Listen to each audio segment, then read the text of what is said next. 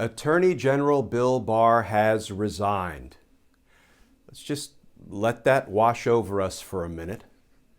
Why? Because justice matters.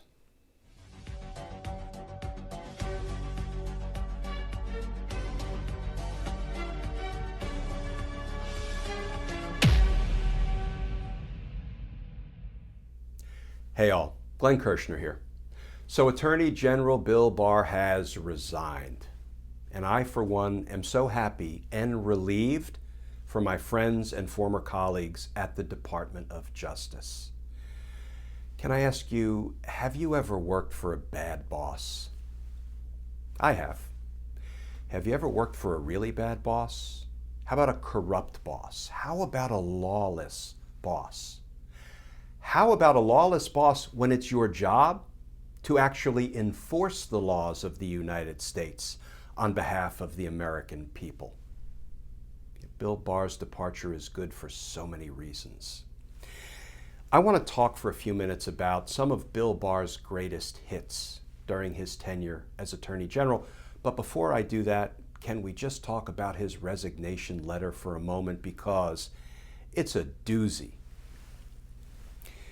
His resignation letter opens, "Dear Mr. President, I appreciate the opportunity to update you this afternoon on the department's review of voter fraud allegations in the 2020 election and how these allegations will continue to be pursued." So Bill Barr opens his resignation letter with just a touch of sedition, letting the president know that, we will remain hard at work, trying to undermine the will of the American voters. His letter continues, "At a time when the country is so deeply divided, it is incumbent on all levels of government to do what we can to assure the integrity of elections and promote public confidence in their outcome." Because that's what Donald Trump has been doing ever since the election. He's been working hard to promote the public's confidence in the outcome of the election. By sending Rudy into court with frivolous, baseless, evidence-free, seditious lawsuits and attacks on the election results. That's what Donald Trump and Bill Barr have been doing. They've been hard at work trying to promote public confidence in the outcome of the election. The letter continues, "I am greatly honored that you called on me to serve, and I am proud to have played a role in your many successes and unprecedented achievements." Would that be, kids in cages? The coronavirus? Not exactly sure which unprecedented achievements Bill Barr is referring to there. His letter continues, "Your record is all the more historic because you accomplished it in the face of relentless resistance, specifically the frenzied and baseless accusations of collusion with Russia." Okay, folks, can I ask, does it qualify as irony that the very person, Bill Barr, who lied to the American people about Bob Mueller's findings, is now congratulating Donald Trump for having dodged the Trump-Russia bullet? And when I say Bill Barr lied to the American people about Mueller's findings, don't take it from me. Federal District Court Judge Reggie Walton in Washington, D.C., issued a written opinion finding, quote, "Bill Barr spun the Mueller report. Bill Barr mischaracterized the Mueller report. Bill Barr's assertions about the Mueller report are directly contradicted by the contents of the Mueller report." And Judge Walton tops it all off with, "Bill Barr lacks candor." And yet Bill Barr is congratulating Donald Trump for having dodged accountability for what he did with Russia and how he obstructed justice thereafter.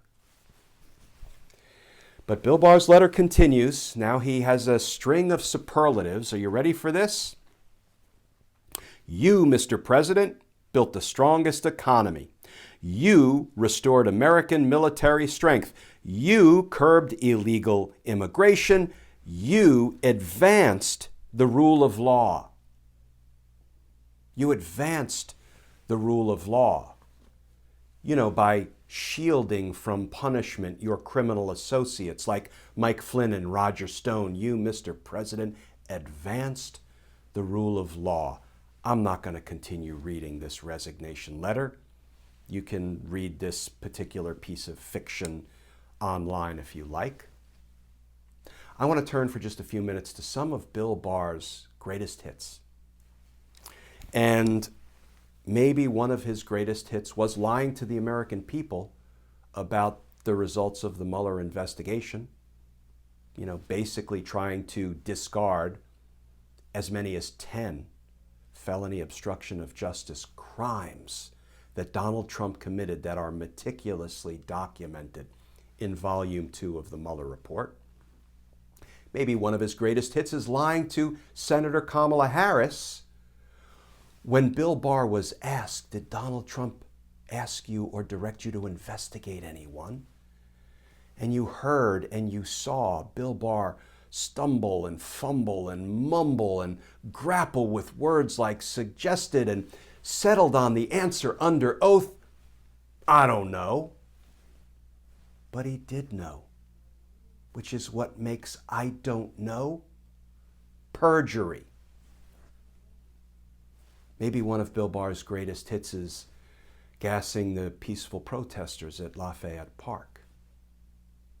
Maybe one of his greatest hits is his perversion of the rule of law by shielding Mike Flynn and Roger Stone from punishment for the crimes they committed against the United States and her people. Lots of greatest hits to choose from. But you know what, folks? Justice will come for Bill Barr. Just as justice came for another corrupt Attorney General, John Mitchell, Richard Nixon's Attorney General, who spent 19 months in prison. And Bill Barr's crimes are so much more serious than were John Mitchell's. Justice will come for Bill Barr. And justice matters. It matters. As always, folks, thank you for tuning into these YouTube videos.